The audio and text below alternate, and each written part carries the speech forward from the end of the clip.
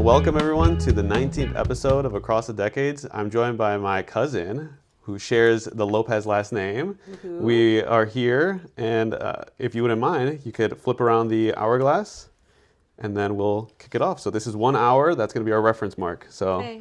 3, go ahead. 2, 1. Ooh. Here we go. And then we've got a little bit of a lemonade drink here. Cheers. You've got the straw. I do not. Yes. Very good. So I mentioned the Lopez last name because we're one of the few, given the Yes. fact that we're one of, Yeah. there's 4 of us, given the Yes. fact that your dad and my dad are the only 2 males. Everyone else is a female, right? So Yeah. we're the only ones carrying the last name technically. Yes. And obviously we always start in the beginning, which is how we met, but that's a funny question given the fact that you probably don't remember. So You met me first. technically speaking, you're right. Yes. So maybe a better question is, what's one of your first memories that you can recall from the 2 of us? Oh, 100%. I think. So we sometimes used to watch you and your parents would go out. Used to come over to our apartment in Chicago.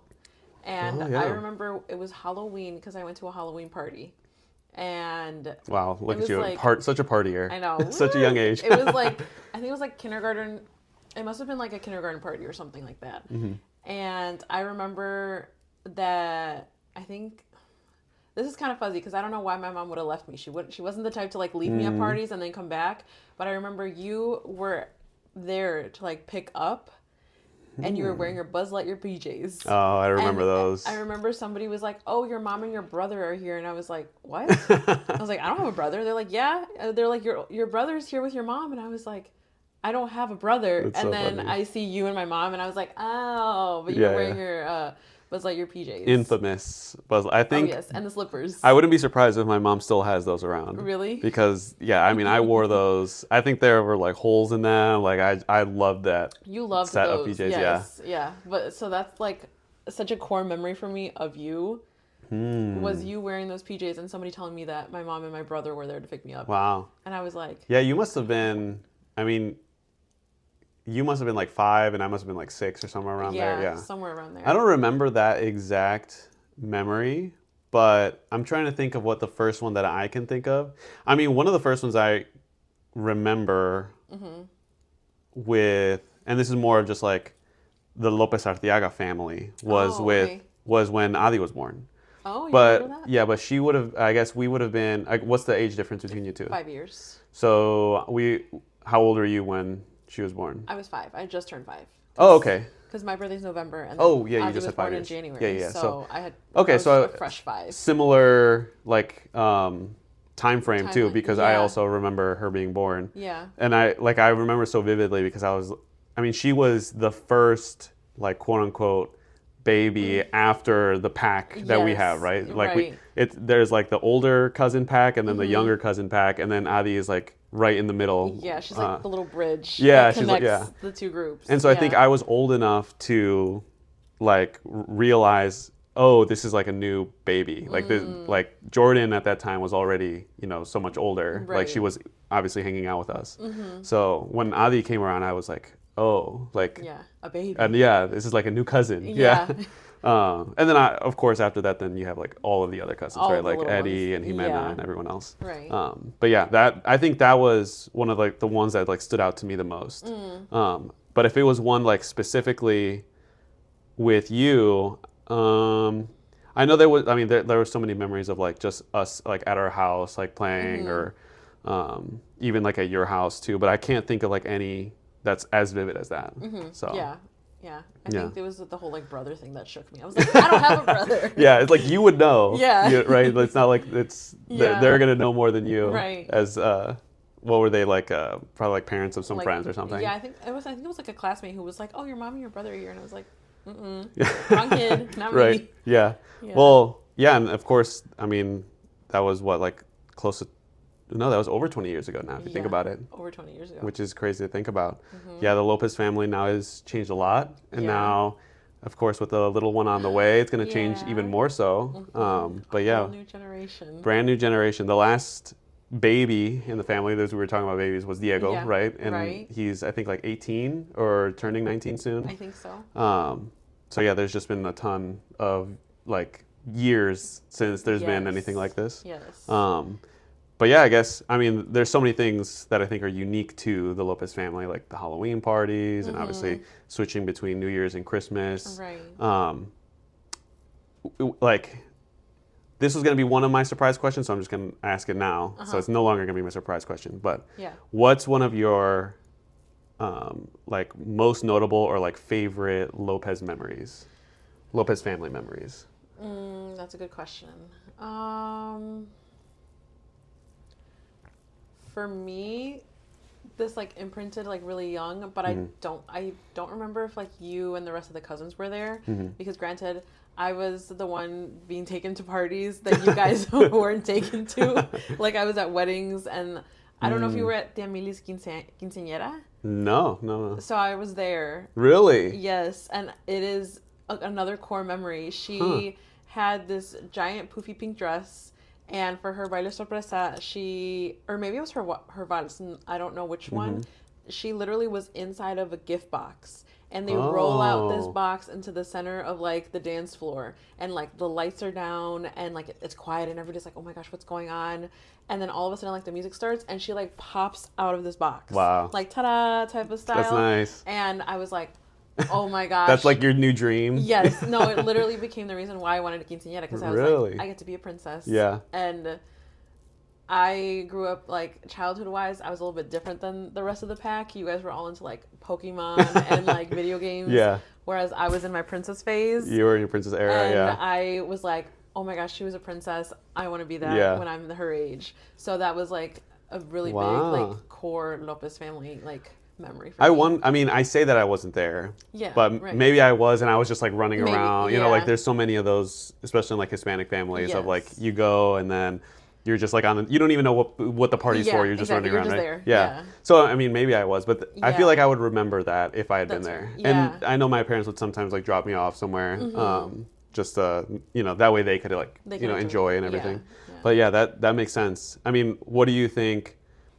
was, because obviously you had your quinceañera and then Adi did as well. Do you think she maybe had a similar experience seeing you be the quinceañera that maybe like motivated her, and then also Jimena, like, right? Maybe. I mean, I was a lot younger than Adi was when she saw me have my quinceañera That's versus true. me seeing Tia Mili, because I think I was probably like 4, or honestly like between 3 or 4 years old is when I saw that. And that was like, I think that's like one of my That like first shook memories. you. Like, It shook me to my core. I was like, that I want to be her. Yeah. So it could be because Adi was like 10 when she saw me have my quinceañera. And it definitely, I think, did inspire her to be like, oh, I want to do this too. Just like the fun party and like the dress and the makeup, the hair, you know, just getting to like have that special day, especially because I feel like as we got older, and also for her generation, I feel like with that cousin group, they didn't have a lot of like big birthday parties. Maybe they did with like friends and stuff, but we tended not to have like big birthday parties. Ours were more so just like, oh, let's do a dinner at home with family. Like my mom will make whatever dish we request, and we'll do a cake and presents. Yeah, that's it. So I think it was like a good opportunity to be like, oh, this is my birthday party, and this is what I've been looking forward to. The coming of age. Yes, to like celebrate. And you see like the movies and the TV shows that have the quinceañera, and you're like, that's what I want. Like the big dress and the dance and everything. So, you know, I think it could have been. Did you think, or like, did you ever consider doing that same popping out of the box for your quinceañera? Or No. okay, as you got older, you were like, okay, that's not something that I want. I was like, okay, maybe not for me. Yeah. No, I didn't consider it. Okay. Also, I was like, where are we going to find a box that big? Yeah, where did they find? Yeah. I don't know, because her dress was huge. We got to ask her logistically, like, whose idea was it? Yeah. I'm sure there's like a whole like background, and, like lore for that. Yeah, we talked about it briefly not too long ago, actually. And I think she said that she remembers like feeling like she couldn't breathe anymore, being like, hurry up, like open up the box. Yeah. Claustrophobia. Yeah. Would not have gone well with me. Yeah, but then you're quinceañera. You know, I was one of the chambelanes, and then you had 3 others, Miguel, Carlos, and Christian, right? Yeah. yeah, I mean that was a whole like experience we had. Yeah, Lucy also helped us with the surprise dance. Casey was Right. a part of it too. Yeah. The Um, Chero de Vals. yeah, And your she mom did. helped out a little Yep, bit too. yep. A lot of back and forth. I mean, your mom also did so much of the She did driving all the and driving, yeah. yeah. What was I guess from that when you look back on that memory, like what do you Mm-hmm. think like stood out to you the most? Mm, that's a good question.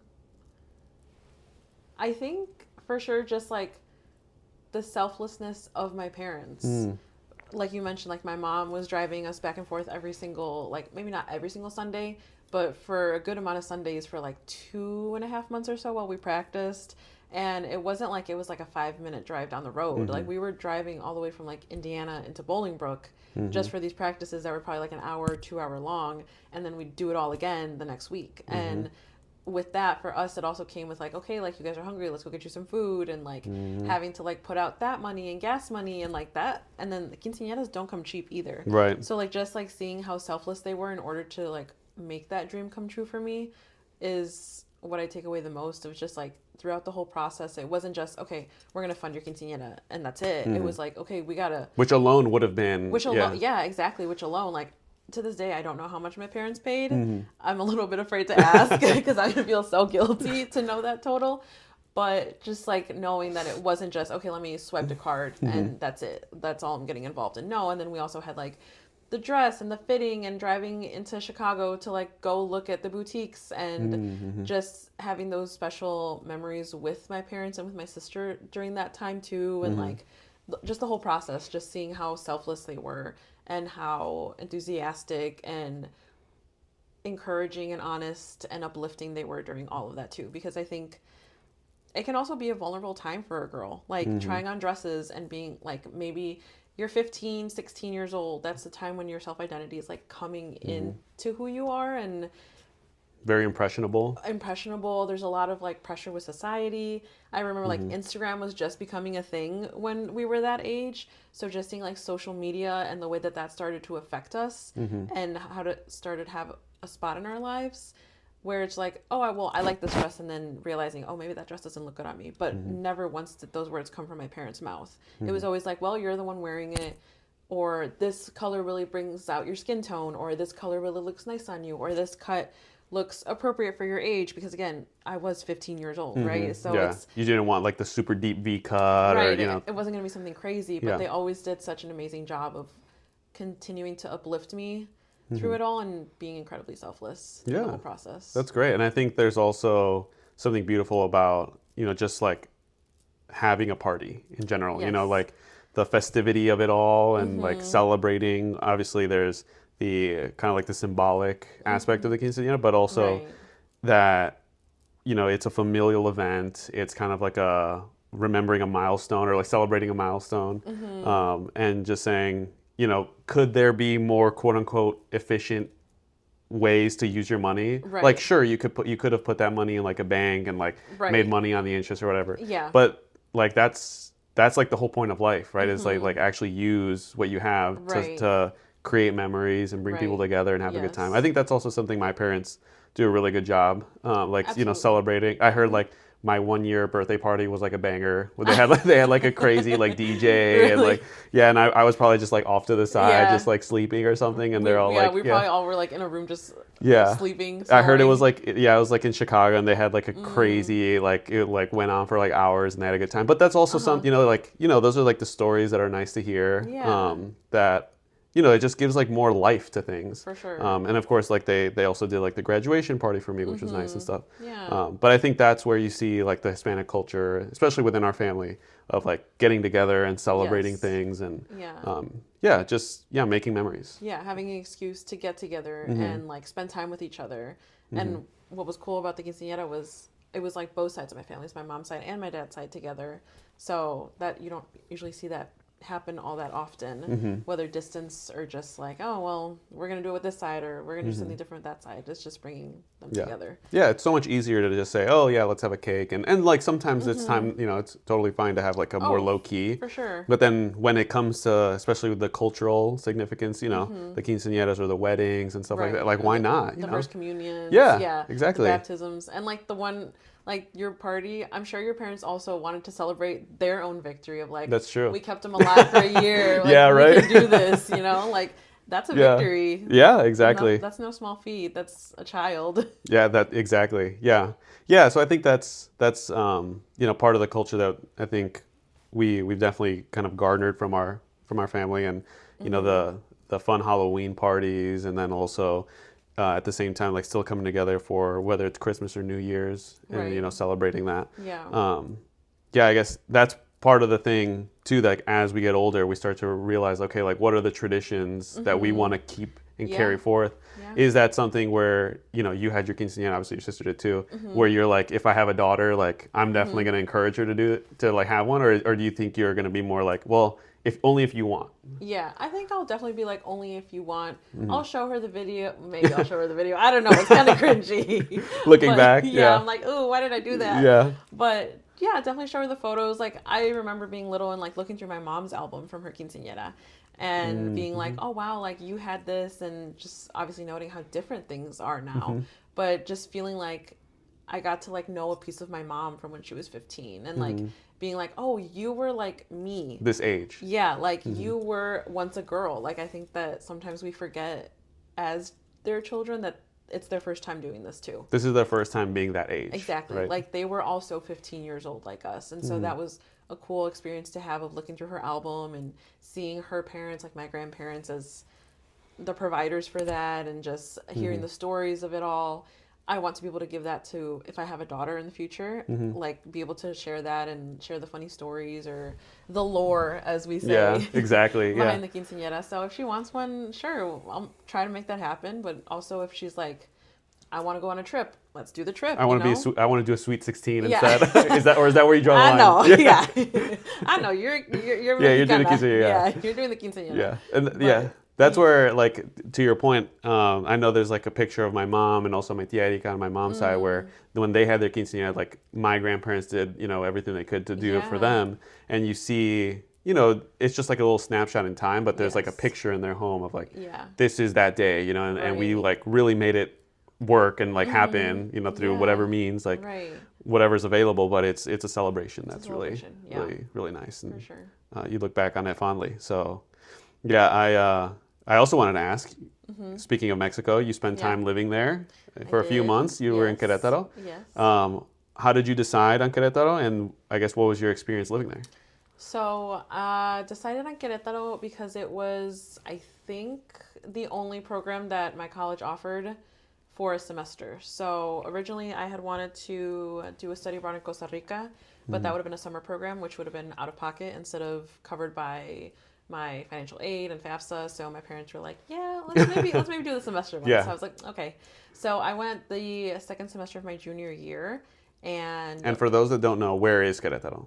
so Querétaro is in Mexico, and it's, I think, 2 hours, it's either like anywhere from 2 to 4 hours north of Mexico City. And that's where I ended up for my second semester of college of my junior year. And it was amazing. I think there was like 15 of us in the group, and we went with my professor, and then he brings his whole family. He's been doing it for years. I honestly have never heard that professor speak English in my life. I don't think. He just speaks Spanish, and he is not Hispanic. Wow. He has like perfect Spanish. He loves to like get to know the people of Querétaro. He will randomly just go up to people in the streets and start asking them questions, getting to know them, just on very basic conversation that then leads to really fruitful relationships. Because he has wonderful. created a whole like system out there in Querétaro that then welcomes the students in. So when we arrived, we were all assigned to a host family. So I lived with a family during the time that I was in Querétaro, and they obviously get compensated for our stay there, but also they're doing it just because they want to open up their home. Yeah, they're welcome. kids. At the end of the day, they're still welcoming someone into their home. Yes, into their home and into their culture a lot of the time, because they tend to be American students that are just studying Spanish, and so are maybe newer to the culture than typically what my experience was of already being Mexican and knowing the language and knowing a lot of the customs, the food, the traditions, and versus having to educate somebody. Yes, they did educate me a lot on the areas around Querétaro. My host dad, Don Alvarito, he loved to tell stories. Oh, nice. About his time as a youth and what he used to do. Unfortunately, he did have a stroke like a couple years before I got there. So he used to like take the students out and take them to like Leon to go shop for leather and like boots and belts and stuff. And he used to take them around all over the place. But unfortunately, due to the stroke, he no longer could do that. But he could tell those stories. He could talk for hours. And then Doña Rebe always had food ready for me, like a little bit too much sometimes. You're like, please. I was like, please. And my host dad would be like, no. If you didn't go up 2 pant sizes by the time you leave here, you did not do it right. That's so and I was funny. like, oh boy. Yeah, you cannot say no. Yeah. So that's how I ended up in Querétaro for that time of my life. Do you keep up with them at all, or like are you connected with them on like Facebook or anything just to see? Yeah, I am on Facebook, but they don't usually post. And then I have tried to like reach out on WhatsApp, but I think they might have changed their number because they no longer respond, which is a little sad. But I do remember where they live.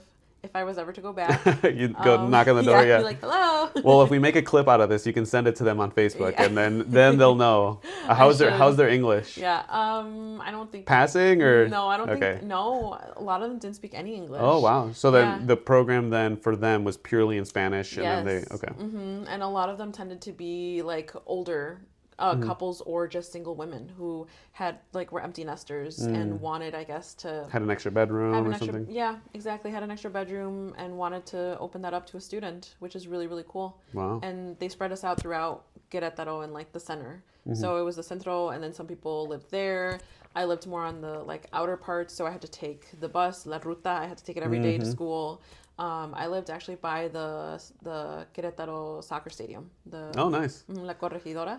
Nice. I lived like a couple blocks away from there. And your dad visited you, right? Yes, he did. Yeah. What was that experience like? You know, because I would imagine at that point you're actually more familiar with the area than he was. So I was. He had actually spent some time in Querétaro when he was younger. He had been in San Juan del Rio, I believe he said, for work, but he never really been in where I was living at. So when he got in, I got to like take him around. We looked for una casa de cambios to like change money from his American to pesos. And it was a cool experience to be able to like, oh, follow me, or like, oh, like we didn't take the bus, unfortunately. I think we took Ubers, but you were like, okay, we're gonna do I was like, we'll splurge. Yeah, we'll splurge, exactly. Yeah.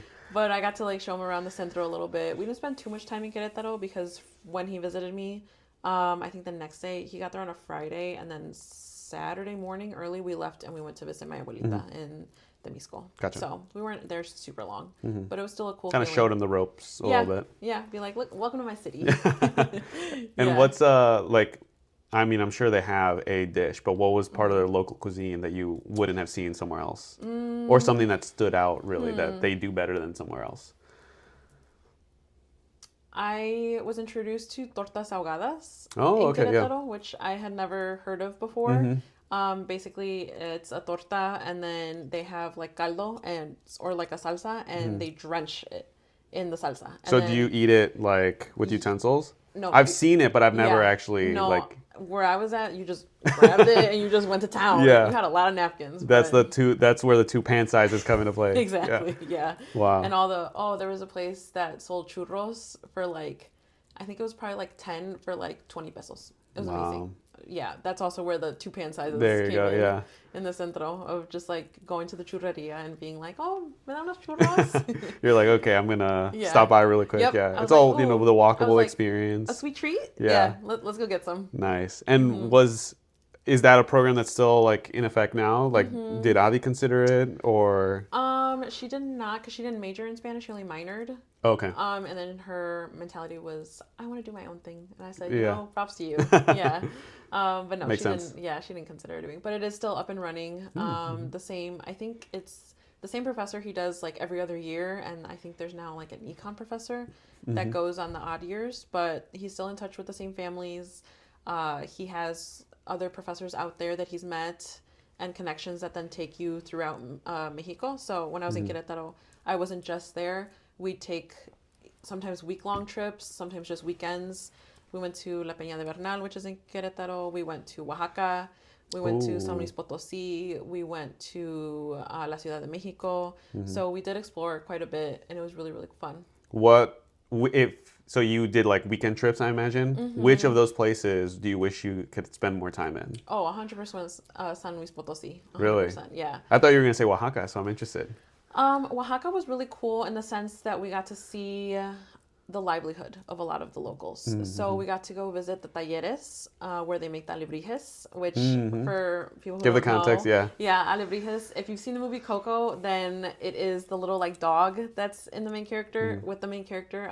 What's his name? Miguel. Dante or the Oh yeah, the little dog. Yeah, Dante, yeah. yeah. So when they go into the realm of like los muertos, Yeah. that's what he becomes, where he has like the little wings and stuff. So that's an alebrije. Yeah, and then there's like a lot, right? There's Yes. in the movie, Dante becomes he's like a dog, right? But then there's like iguanas or Yes, lizards there's a or bunch like birds, dragons, yeah, tigers, dragons. everything. Yeah. Yeah. So we got to go to a taller, so a workshop where they showed us how they hand make them. Wow. Yeah, they had they had this whole area where it was full of trees, which is where they get the wood from, and they chop them down manually, and then they carve them manually.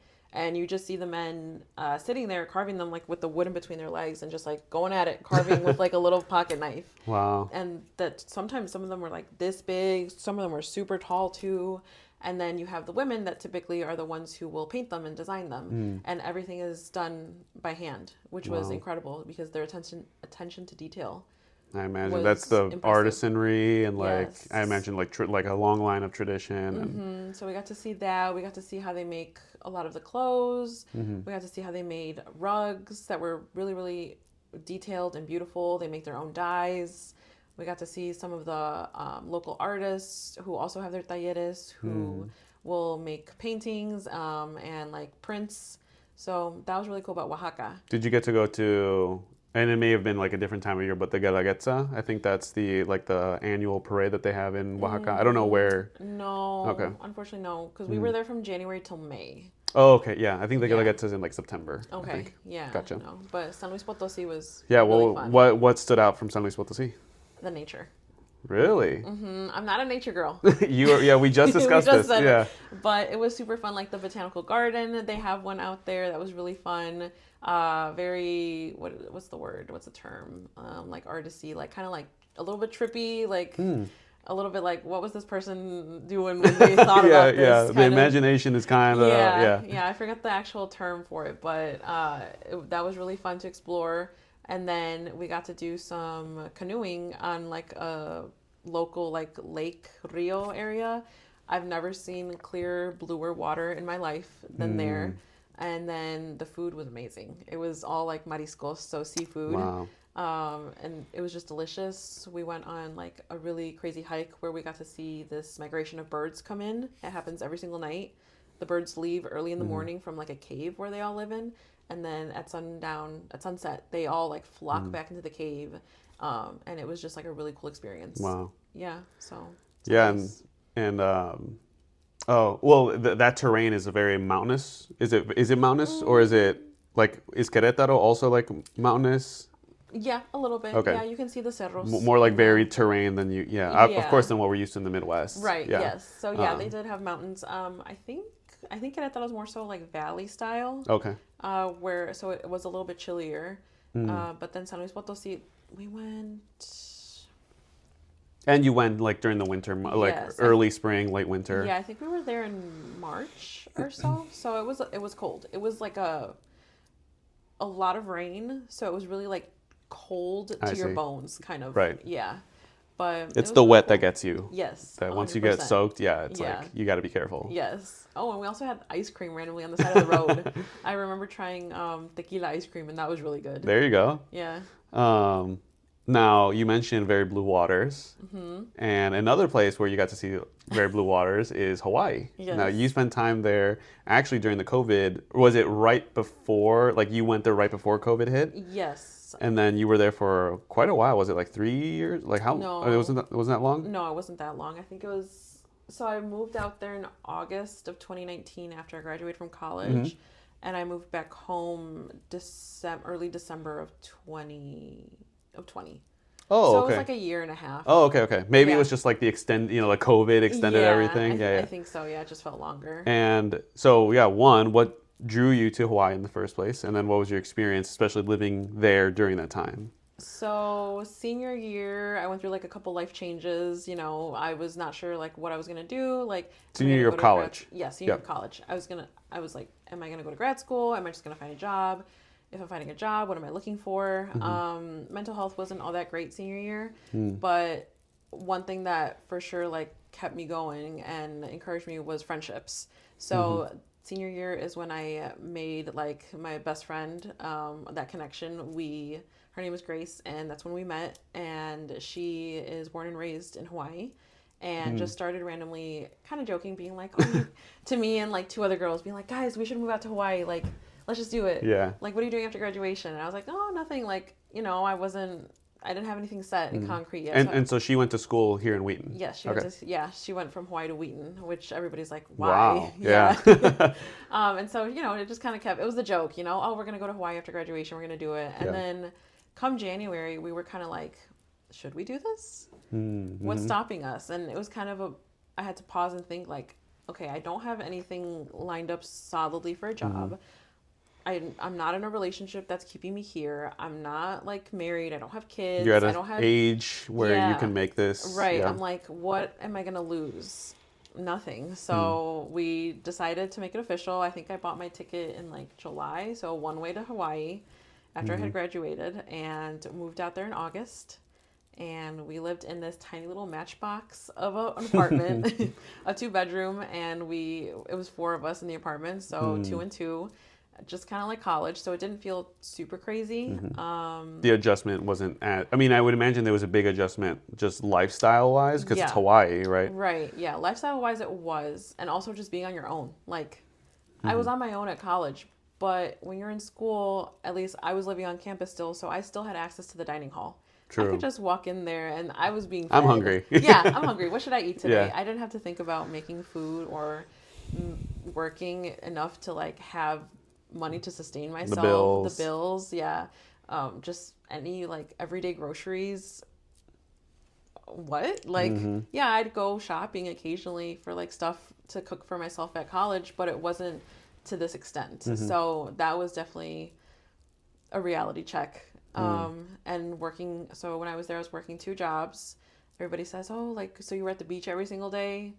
No. Eventually, it just became like... You were grinding. Yes, I was grinding. Two jobs. The first one, we'd start at like 6:30 in the morning and get out about 3 o'clock, race home, shower, change, be at the next job by 4:30, and sometimes work until like 10 to midnight, go home, do it all again the next day. Wow. Yeah. And both were restaurant jobs. So I was on my feet 24/7. I learned the hard way that you do not get your 30-minute break when you are in the restaurant business. You get a break when you find time, and there's always something to do. So you really got to like carve it out and make time for yourself. Wow. Take care of yourself. Yeah. Yeah. And then so that was before COVID? So that was before, I mean, it started in August. So like September. Yeah. So like September at least 6-7 months. September to March. So, September. Okay. Yes, I remember my last shift at my afternoon job at Duke's. My last shift was on March 16th. Before they were like, all right, we're shutting down. Hopefully we'll be back in like a week. I remember leaving the restaurant and going outside, and right outside of Duke's is this entire like shopping plaza. You have like a Rolex and a Coach directly across the street, and it was always packed with tourists and just locals. I remember walking out and it was so quiet and so scary. I was like, oh my gosh, what is going on? Like, where is everybody? I was so used to the hustle and bustle, like the people on the streets, like doing entertainment, playing music, all the cars, everything, all the Ubers, just all the traffic, the buses, nothing. All of a sudden, everything came to a standstill, right? Yes, everything was quiet. I think I have a video that I took, and I remember being like, where is everybody? Like, what is going on?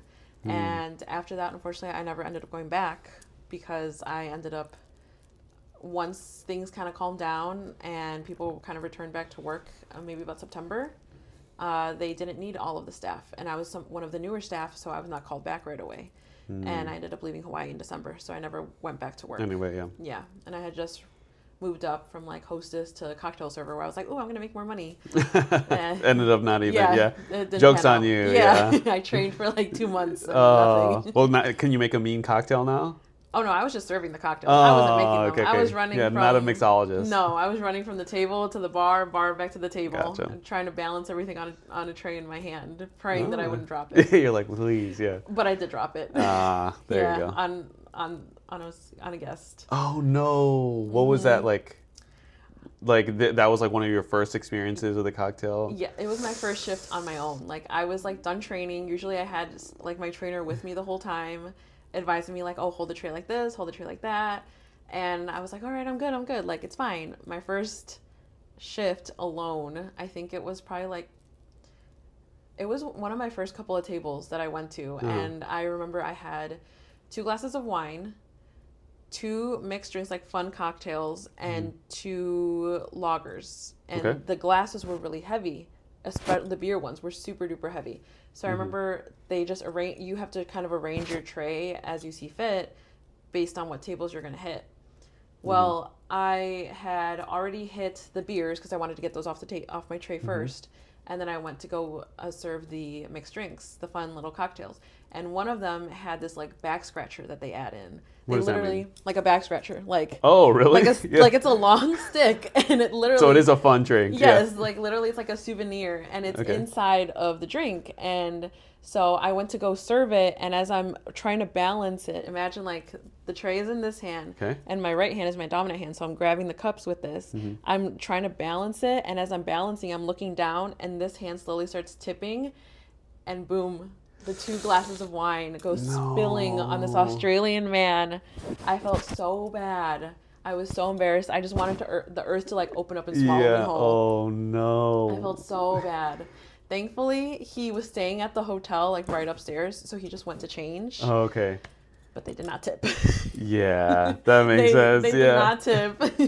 I had to apologize to like our server, like the server, because we shared tips with the main like food servers, and I was like, dude, I am so sorry. Just cost us. He's like, don't worry about it. Australians really never tip anyway. There you go. That made you feel a little bit better. Yeah. What was their reaction? Like, was he like fuming, or was he just like accidents happen? He was pretty calm. He was just kind of like looked down at himself and like kind of like took a breath, and he was like, I'm gonna go change. And his wife was just like, and his kid was just like, and I was like, everybody, yeah. And then I remember the bus boy, he was like, don't worry, Yuni, I got you. Yeah. And he went and he grabbed the mop, and he was like, oh no. Yeah. But well, this like, just one of those like you live and you learn. You live and you learn. And then once I got back to the kitchen, everybody had heard, and they all started sharing. All the other servers started sharing their like worst drop stories. Oh, okay. One of the guys who had become a manager had dropped a frozen drink on an infant on their head. Like plop? Yes, like plop. Like it spilled all over that infant, and they were mad. The parents were so mad. Oh no. Another girl had like dropped like red wine all over a bride-to-be, and she was wearing like a white dress. She was there for her bachelorette, and they ended up like having to like pay her bill for the dresser or for the dry cleaners. Wow. She was that mad. Yeah. That's so tough. I mean, I can imagine, there's just going to be accidents, there's right? Gonna be accidents, and especially when you're carrying like a liquid, like one little slip up is just, it's going to cause a big scene to some extent. So, man, I mean, that's also nice that they shared their own stories. They were like, we've been there. It made me feel better. They were like, honestly, this was not that bad. And I was like, I feel terrible. Yeah. I'm so embarrassed. Like, I ruined his night. Yeah. I mean, it's totally easy to, especially because, they're on vacation or whatever. But fortunately, like you said, he was staying there. And he was staying there. He was able to change. It wasn't like he had to, like, buy a shirt, or I had, like, ruined their entire night by making them go back or anything, like, to their hotel or something. So that's good. Yeah. That's good. Yeah. Nice. Well, yeah, I think part of the excitement and the hubbub, I imagine, that you were seeing day to day, especially once COVID hit, was just like a total shock. How did you manage to like adjust? Especially because you said you were living off of the double restaurant income. Yeah. What happened? Once all of that came to an end. Honestly, I don't know. You're just blacked out. Yeah, You're just like, I remember just everybody was pitching in for groceries. I remember having, I think, like $4,000 in my bank account. And while everybody was getting stimulus checks, because I had just moved to Hawaii and due to paperwork and such, mine came in late. So I didn't get mine. When we stopped working was March. I didn't get mine until September. Oh, wow. So it was literally by the grace of God that I made it those months with that much money in my account. Wow. So you were just like penny pinching. Yes, it was like ramen like 4 times a week for dinner. Like everybody was like pitching in for like groceries. Like, okay, I can spare like this amount of money. I can do this much. We were still paying our bills. Thankfully, they did freeze, I think, like our rent and some of our utilities. Okay.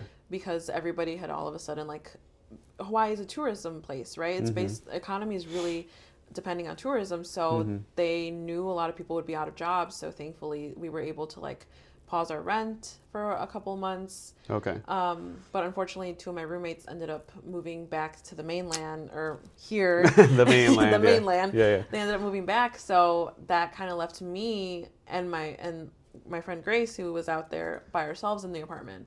And then she started working. She had been working as a phlebotomist, so she was in and out of the hospital and was just kind of like, hey, like, I don't want to expose you to anything. I'm just going to be staying with my parents. So then suddenly it just became me in the apartment. Oh, wow. Alone, which I did not ever like anticipate happening. Yeah. Which then led to a lot of like kind of depressive times where I was just like, wow, I'm really alone. Like, this is being so far sad. from family. Being so far from family, but also like putting on a brave face for family. Like, hey, yeah, I'm great. I'm fine. Yeah. You got money? Yeah, I have money. Like, Yeah. I'm fine. You know, just trying They're to like. they're just now finding out through this podcast. Honestly, yeah. Sorry. But I made it. Yeah. But I'm here now. I'm here. Yeah. Like, you know, like I think it really honestly built my character and like made me hustle of having to like work the 2 jobs and make it and figure it out and manage my money.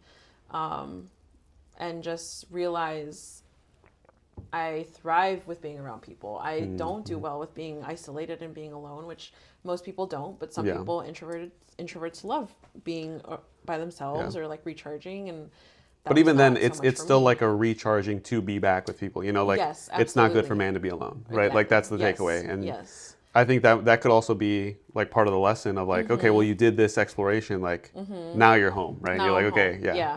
Yes, for sure. But it was a crazy time. I remember being like, oh, we can definitely go to the beaches. Like, there's no tourism coming in. No, they closed down the beaches. Like, at first. Oh, you couldn't even go to the like. Couldn't even go to the beach. Oh, I do remember that because they did that for like Michigan too. And yeah. like a lot of people were like, well, if the whole point is that it's not like contagious when you're like outside and a distant, like what's the problem What's the problem? Yeah. At first they were like, oh, like, yeah, you can be at the beaches, but you have to be far apart, right? Yeah.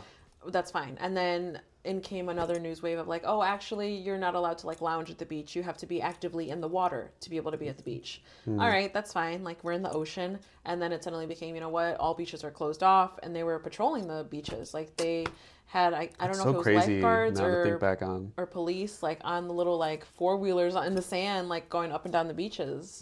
So it became like, I tried running. I don't run. You were like, I need to do something. I need to do something. I try to go for runs, but also it was like you have to wear a mask. So I'm out there like huffing and puffing into a mask, and I was like, I'm gonna die. I can't breathe. And it's probably hot. It was so hot. It was so humid, and I was like, okay, running is not for me. So let's try like at home Pilates just to get my body moving and doing something, take my mind off of things. But yeah, it was a weird time. Why couldn't you or had you considered and you just weren't able to like move back during that time? Because you mentioned 2 of your roommates did do that. I think a part of me was stubborn and wanted to see it through and see if I could be on my own and like make it. And I was just like, well, I can either be here where it's warm or I could be over there where it's cold. Would you do anything differently now? I think I would have gone home sooner than I did. Yeah, I think it was just pride that got in the way of me being like, you know what, I need to go home. So logistically, it was there was nothing stopping you? Logistically, at that time I was in a relationship and they were in Hawaii. So I think that was also part of what was holding me out there. And then once it came to a point where I was like, you know what, I have a penny left in my bank account. I legitimately came back to Indiana with like $1 in my bank account after I bought my plane ticket back home. That was like all I had to my name. And I was like, you know what? Yeah, it's time, because I can't keep doing this. It Yeah. was the startup of rent again, and just trying to figure out a job and not getting it done. And that's where I first learned about the ABA field, which is what I'm in now. But just feeling like I don't know if I can do this out here. Yeah, I mean, you would be starting from ground zero, right? And like, why make things more difficult starting somewhere so far when Yes. obviously you have family here, A support system. support system, community, all of those things, Yes. that makes sense. And this, Yeah. I think this is a perfect segue into the surprise guest question from Ooh. our previous episode. And it's a little bit of a two-parter, so Okay. I'll ask the first and then I'll ask the second. So she asks, is there something in your life that you were holding on is there something in your life that you were holding on to even though you know it's time to let go?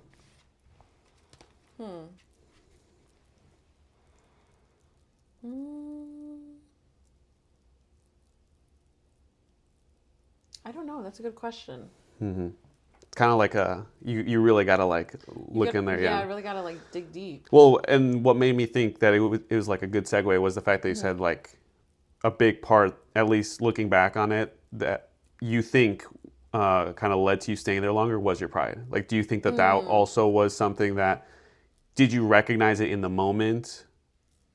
Or is it something that now that you look back on, you're like, I didn't realize it, but now I do?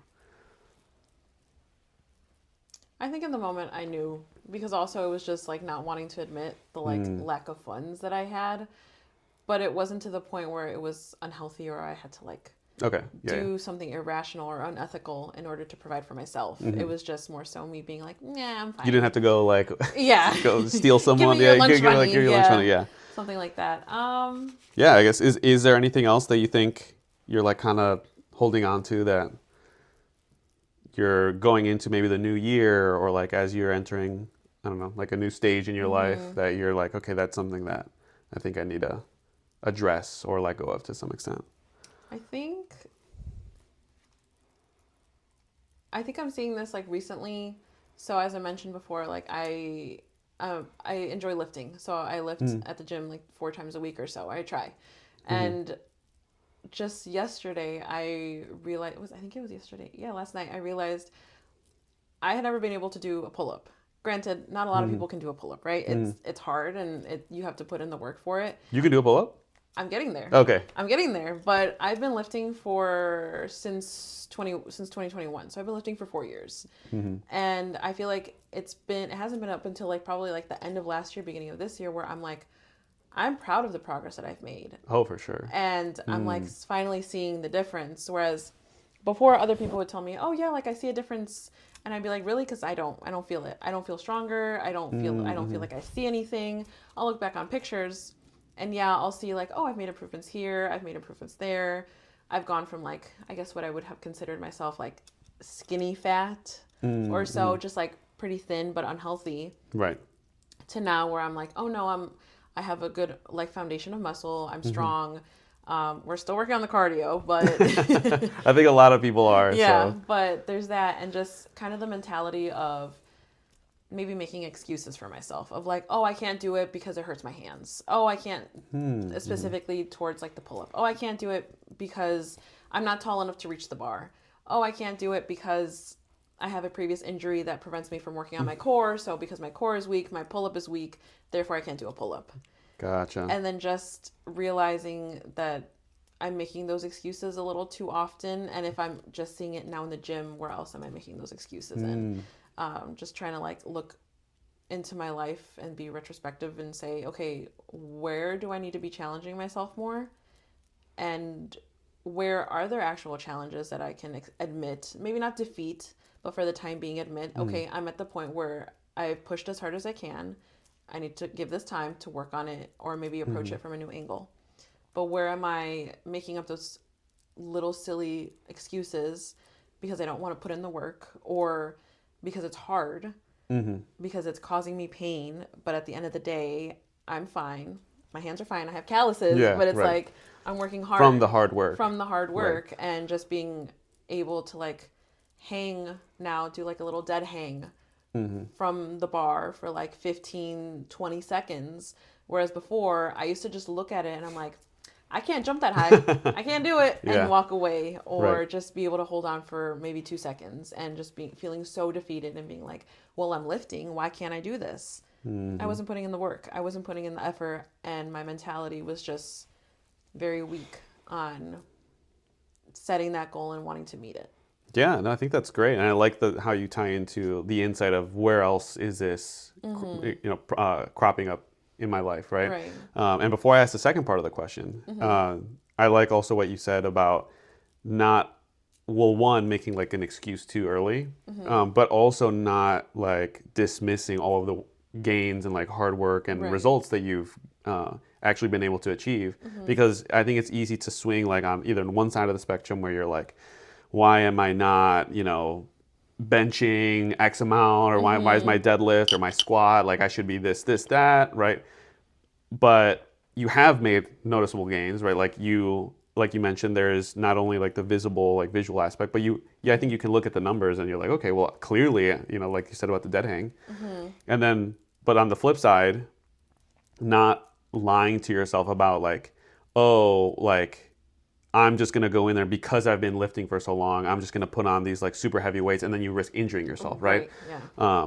That ultimately, I think that kind of falls into like a sense of humility of like, and this is something I've struggled with too, but humility is like to see yourself as you truly are, which means both like really acknowledging where either you're strong or you've made progress, but also acknowledging like where you're deficient or like where you need to continue making progress. Right. Like I think, at least for me, there have been times where I'm like, oh, I can't believe I did that or said that, or I shouldn't have done this or that was such a mistake. Like that's not me.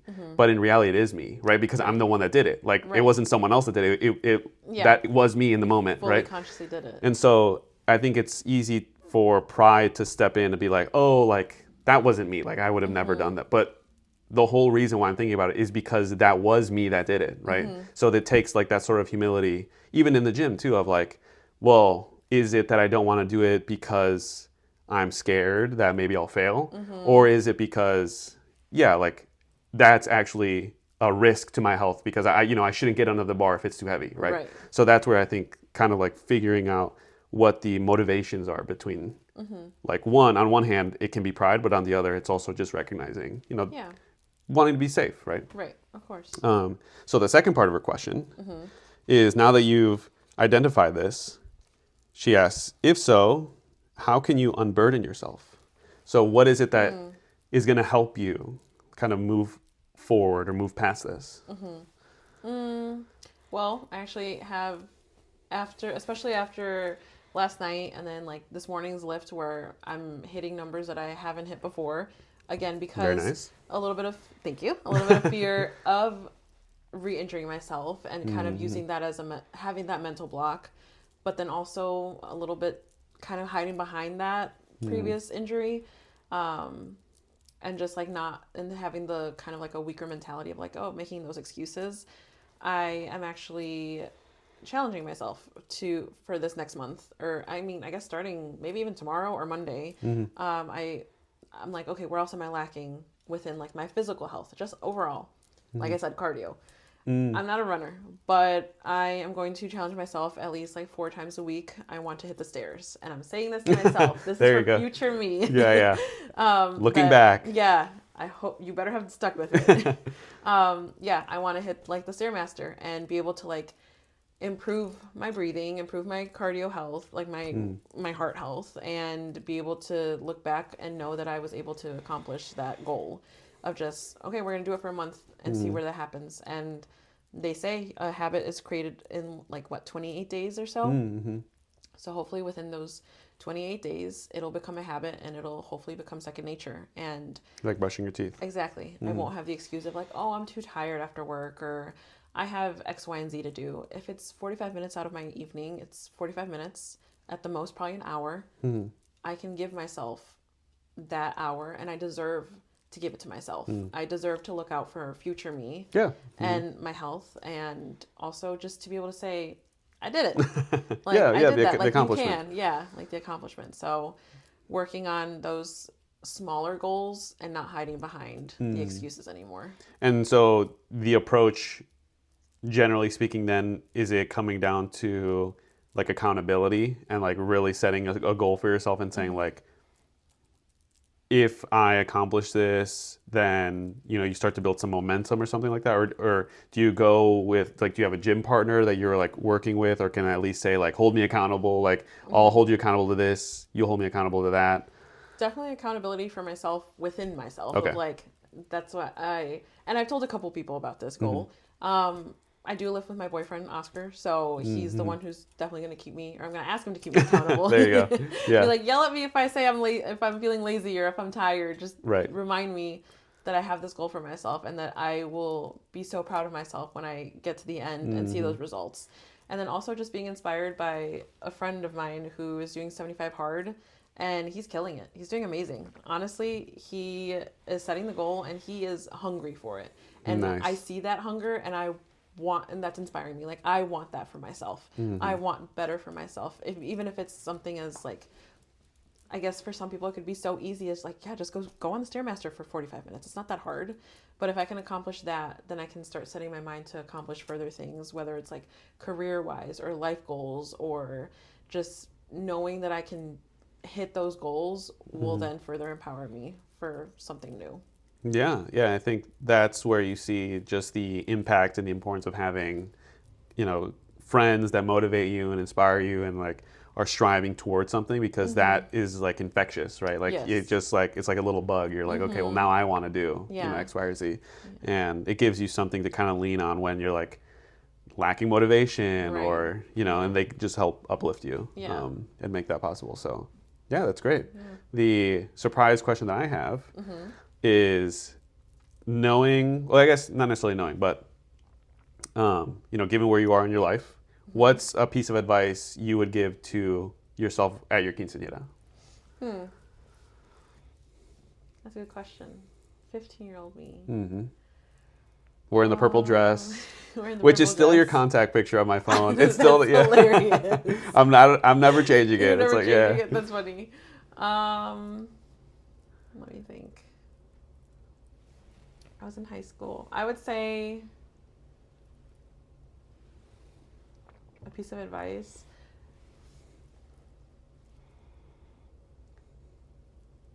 Hold on, because you're going to make friends. So high school was a really lonely time for me, because I went from being in a private school with like a really small amount of classmates. I think we were like 30 in my graduating class, like graduating from 8th grade into high school. And then for high school, my incoming freshman class had 1,000. Yeah. So I know what that's like. Yeah. it But was not the huge. transition though. Yeah. So it was huge. And I was the only girl from my graduating 8th grade class to go to that high school. Oh. And then there were like 5 guys from my class. Okay. But that's 6 of us going in with 994 other kids. I didn't have any mutual classes with them, and granted, I wasn't close with those guys that I graduated with, and then we went to high school together. So making that transition was really hard. I remember my first lunch hour, I highly considered doing what they do in the movies and eating lunch in the bathroom. Really? Because the area that they have in the high school for lunch is 2 giant rooms. So it's like a giant room right here. There's the center where they have the kitchen line and then the food lines. And then on the other side, there's another cafeteria area. And then outside, there's another cafeteria area, like a half moon. Okay. So it's like it's huge. Huge. Yeah. I remember walking in there, not realizing that I would have to figure out where to sit, and almost crying because I was so overstimulated with so many people, the buzz, and like The social pressure. The social pressure to like not sit by yourself, but also the social pressure of, oh my gosh, do I have to go up to somebody and like ask, can I sit with you for lunch? And not having experienced that in so long because I had been with the same kids since 2nd grade. When I had been the new girl and I had asked that, or I don't even remember asking that in 2nd grade. I think it just happened naturally because we were so innocent. We were so innocent, yeah. and the amount of kids there, it didn't matter. I just sat down somewhere. So I remember feeling so lonely in high school, and like not making any true friendships, which I think is like so opposite of what you experience, because you're still such close friends with your high school, like people, even from like grade school, Mm-hmm. all throughout your life. That was not my experience. I even like from 2nd to 8th grade, I had friends, but I don't talk to anybody. I have no contact with those people. We follow each other on social media, But it's not the same. but it's yeah. not the same. There was never like that like relationship connection, deep friendship. And then high school repeated itself where I had classroom friends, or I'd have people that I could like text, be like, hey, you have the answers to this homework? Yeah. Or like, when's this essay due? Or things like that. Mm-hmm. But there was never like that deep friendship connection with anybody in high school. And it wasn't until college that I finally experienced community and friendships and trust and joy in knowing people and having them know me. Yeah, the And- opening up of yourself, Yes. right? Yeah. And I always thought I was an introvert. I always said, I don't like being around people. Like nobody talks to me. Like I don't talk a lot. Like people always talk to me. But I think it was because I never experienced that mutual connection with somebody where I want to know them, but in turn they want to know me. Yeah. And that was so shocking to me to experience that for the first time. And it was almost addicting to the point that I remember my freshman year, I was like making friends left and right. I was like, oh my gosh. You were like, yeah. Yeah, all of a my sudden kid, I open was up like, something. you want to get a meal? Oh, you want to get lunch together? Oh, you want to get dinner tomorrow? Yeah. Oh, what about this? Like, what Wow. about next week? Like, I remember yeah. being so, like, over the top to a point my freshman year with friendships. And then sophomore year, I kind of, like, toned it down a little bit. And then senior year, again, or junior year, I toned it down. And by senior year, I was like, I remember talking to that girl and telling her, like, all these life stories. And we don't even talk anymore. But just, like, knowing, like, I put myself out there. I found my people. And even then, like, within those people that I had, I guess, senior year, some of those have fallen off. Like, you're not going to continue to have those friendships. Some people are there for a reason and some for a season. And some of those have proven that they were just there for a season. And that's okay. But just knowing, telling 15-year-old me, telling her, like, you're going to have friends. Like, you're going to find people who will know you and they will love you. Is, like, so cool to, like, look back on. That's beautiful. Yeah. Thanks. Yeah, I think that's something that's so like innate to the human experience of like wanting to be received, right? And saying like, yeah, I mean, obviously like friendships, they have like different levels where you can have like those friends that, like you said, like you text them, hey, do you have the answers? Yeah. And, or, those friends that, a lot of people are like, or a lot of friends will be the people that you meet like either at work or coworkers or that you go out with or whatever else, right? And I forget the different levels, but Aristotle talks about this where he says there's like friendships of utility, where it's not necessarily something that's like bad. Like it's not bad to have, those friends that you can rely on for answering questions on a test or like Right. coworkers or whatever else. Yeah. But they're there to serve like a certain purpose. And I'm blanking on the other levels of friendship right now, but one of the kind of like the core aspects is one, like you having that shared like value set, because they end like a true friend and ends up becoming like another you, because you receive them and they receive you in a way where you end up like the boundary of where you start and end kind of like what's the word I'm looking for? Blends together, right? Because when you build this trust, it's a sort of predictability of like, if I, for example, like Jackie, right? If I gave her like a certain scenario, like I can almost certainly guess like how she's going to respond because I know her, right? To a certain extent.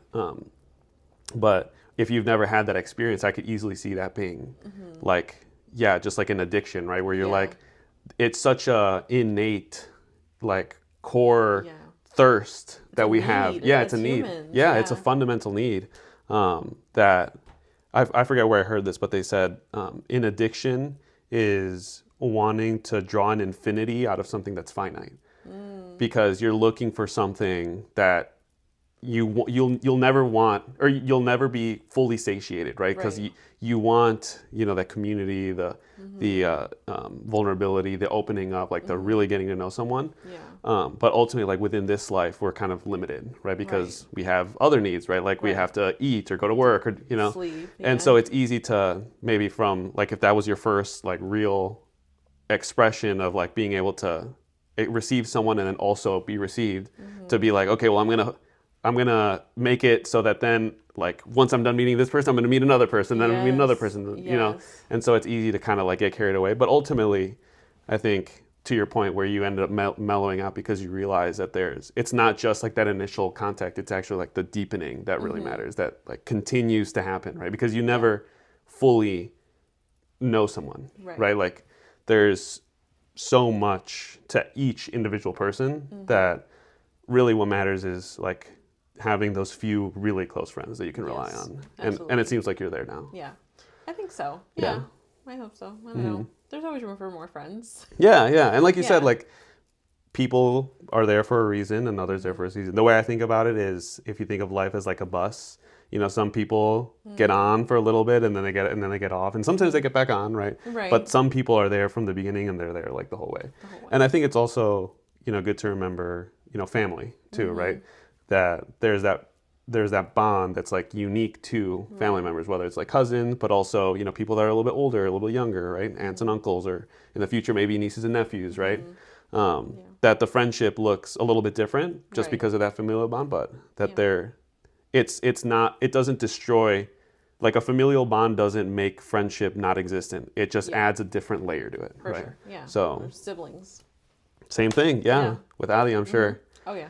I think that's a beautiful response. I guess to conclude, I guess staying on that topic of friendship, like what's something you would say, like let's say someone's listening now and they're going through, let's say like a dry season or like there's a lot of ways that you can say whether it's like a dry season or like that dark night of like, I just feel like I'm not really seen. What kind of helped you? Because you said that first day you were in the cafeteria, you were like super panicked and you didn't know, like, what was it that you ended up doing that day? And would you do anything differently now? Like, would you suggest just put yourself out there, or like, I don't know, like what, knowing now what you know, of course. Knowing now. Yeah, I think I would tell myself to put myself out there. I kind of did. I remember I ended up seeing like some girl from like my gym class first period and recognizing her, and also seeing her looking around like, oh my gosh, like a little panicked. And I remember thinking she's new too, because she had told me that during that gym class. And I remember not rushing, but like low key speed walking over to her and being like, oh, are you looking for somewhere to sit or something? And we just kind of like sat down together. Again, didn't end up being friends with her for super long, but was somebody that I felt like safe enough to go to for that lunch period. And then I think at the end of the semester when our lunch periods ended, I don't think we really saw each other anymore, but I put myself out there, and in recognizing I feel this way, she looks like she feels that way, let's both sit together. So I think I would also,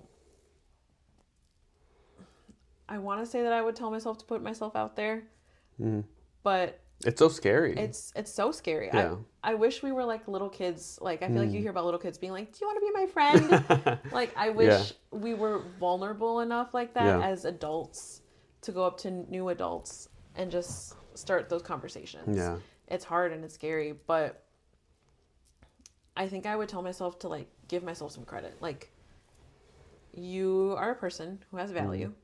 You're interesting. You have things to say. You're going to find people that value that and that want to hear that and that want to get to know you, and you want to get to know them. So put yourself out there. Like, the worst thing that can happen is they say no. All right, you walk away. Right. But that also requires a sort of resilience, right? Because absolutely. if for someone who doesn't have that grounding in whether it's like a self-worth or, recognizing their own dignity as a person, that can be like earth-shattering, right? Oh, absolutely. Especially at that age. Especially at that age, yeah. So, I don't know. I don't know what I would tell myself back then. I wish that I could say that I would do something different, but I don't know if I would at that age. Right. I think that I probably would do the same thing over of just and I mean, looking that's for somebody. Ultimately, like, that's what landed you where you are now, right? Yeah. Yeah, I like that point that you also say about, I wish we could all just be like children, right? Like the innocence. And I think that's why we get like, the verse of like, unless you become like children, you will not inherit the kingdom, right? Yeah. That there is a beauty of the purity and the innocence and the just like really, this is a quote that I actually was talking with a friend earlier today, from Pope John Paul II, where he says, you can never love too much. You can only love wrongly. That if we do everything with the right intention and, we give charity and we love others, that if it's done properly, like you can never, there's no limit to that. But sometimes people think of like a parent who's like, I'm not going to let my kid go outside because they're going to get scraped and they're going to hurt their knee or whatever, right? That's not actually loving them, because sometimes putting them or allowing them to be in difficult situations is the loving thing to do, right? And so the response is like, never just, hide yourself and protect your, because I think that's a common response for people that are scared, right? They'll be like, oh, I'm just never going to do anything, right? But actually, love requires you to grow and like put yourself in situations where, you might get hurt, but that's what life is about. Yeah. Is it, how does the quote go? Is it better to have loved than lost, or to have never loved at all? And to have never loved at all. Yep. How are you going to ever know what that feels like if you don't put yourself out there? Yep. Yeah. Yeah. The image that always comes to mind whenever I think of like, sometimes love isn't reciprocated in the way that, I think it's just a common human experience. The image of the crown of thorns on the heart of Jesus, where you have like, as our heart expands, the crown of thorns like causes it to bleed more. And like, that doesn't mean that the heart should shrink like the Grinch, right? Yeah. No, actually the heart has to continue growing, and that's going to be painful, but we still have to, that's what we're here for. So. Yeah, absolutely. Well, I think that's a beautiful way to end. Yeah. Unless you have anything else, any shout outs, anything else you'd like to mention before we wrap up? No, I don't think so. Well, thank you so much for joining me. And thank you to all the listeners that have made it to the end of my 19th episode with my cousin Yuni. Thank you so much. And I look forward to seeing you in the next episode. Yeah, thanks for having me. Thank you, and ciao.